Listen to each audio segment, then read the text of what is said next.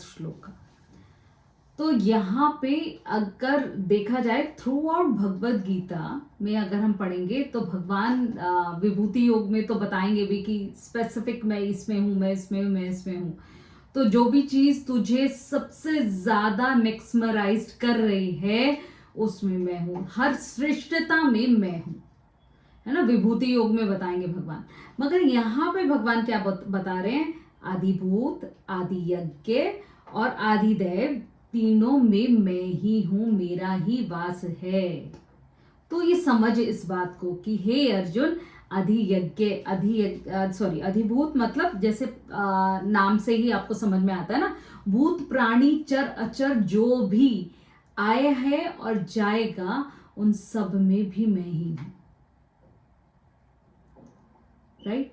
जो भी हम यहाँ पे रहते हुए जो कष्ट उठाते हैं, जो कुछ भी होता है, पूरा का पूरा जो भी सिनेरियो है, भगवान बोल रहे हैं उसमें मैं हूं, चर अचर जो भी तो तेरी जहां पर नजर जा रही है ना, वहां पे हर जगह मैं हूं, अधिभूत। तो और जब हम बोलते हैं ना ओम शांति शांति शांति ही, क्या बोलते हैं, अधिभूत, आदिदेव, आदि यज्ञ, ये जो तीनों हैं ये शांत रहे।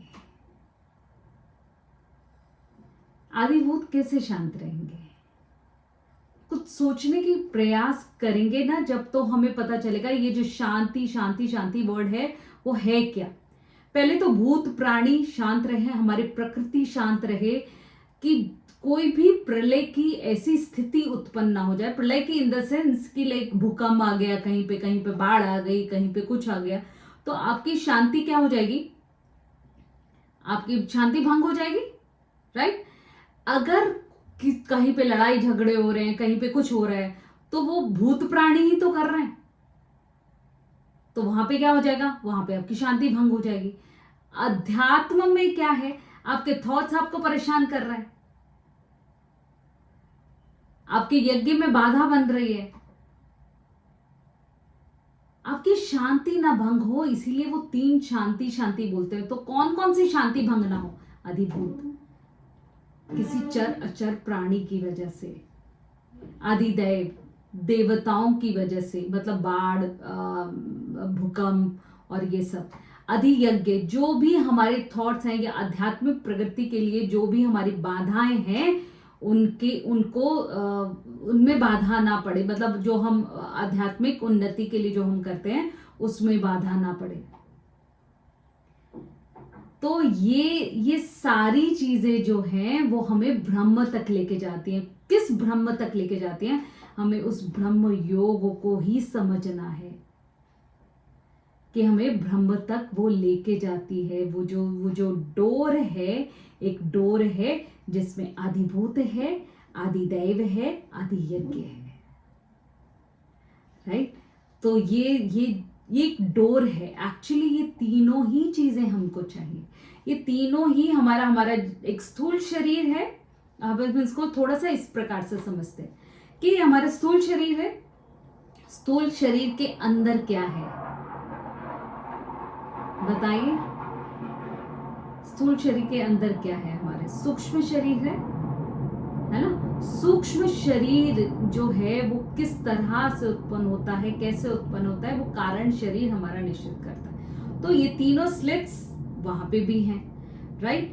देन अब अगर हम बात करें कि यहाँ पर जब हमारे फर्स्ट चैप्टर से पहले एक ड्राइंग बनी हुई है, याद है आपको, एक बुक में ड्राइंग बनी हुई है हमारी, कि पहले आप मनुष्यता को प्राप्त होते हैं, मनुष्यता के बाद देवत्व को प्राप्त होते हैं, और देवत्व के बाद आप भक्त की कैटेगरी में आ जाते हैं। दैट मीन्स आप ज्ञान अग्नि से सब कुछ भस्म कर देते हैं, राइट। ये आपको समझ में आया है, ये जो प्रोसेस है हमारा, ये एक्चुअली भगवान प्रोसेस के बारे में बता रहे हैं। भगवान बता रहे हैं पहले स्थूल शरीर को जान, पहले स्थूलता को जान, स्थूलता के बाद तो सूक्ष्मता को जान, और कारण शरीर को जान, अपने जान और देख। तो क्या होता है जब हम आदिभूत की बात करें, आदिभूत जो है नित्य परिवर्तनशील है, उसका आभास भी होता है हमें। अगर कोई हमें ये बोले कि ये सत्य नहीं है, हम मान लेंगे क्या कि ये सत्य नहीं है? सोचिए, हम तो बोलेंगे हमें फील हो रहा है। कोई भी प्रतिक्रिया देने से पहले हम पहले एक बार जरूर सोचेंगे कि क्या ये सत्य है असत्य है, फिर हम ये बोलेंगे कि नहीं ये तो मुझे फील हो रहा है और ये सत्य ही है, क्योंकि वो हम परसीव कर रहे हैं, उसका क्या हो रहा है, आभास हो रहा है, उस फीलिंग का मुझे आभास हो रहा है।